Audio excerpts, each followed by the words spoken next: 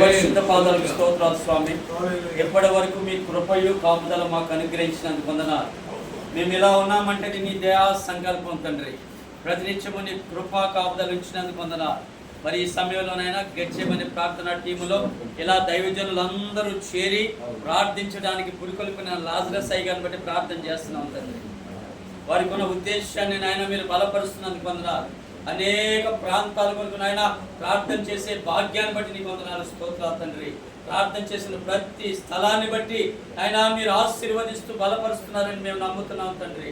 నాయన ఎంతో మంది చేసిన ప్రార్థన ద్వారా ఈ రోజు నాయన మా ప్రాంతం క్షేమంగా ఉంది తండ్రి.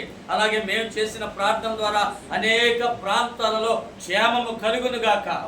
ప్రభుత్వం నింపండి బాబు, నీకు వందనాలు, స్తోత్రాలు తండ్రి. ఇక్కడ ఉన్న ప్రతి దైవజనుని పేరు పైన దీవించండి, ఆశీర్వదించండి, నీ కృపలతో బలపరచండి. ఆయన వారి సంఘాన్ని అభివృద్ధి పరచండి తండ్రి. వారి సంఘ సరిహద్దులు విశాలపరచండి. మీ చేయి వారికి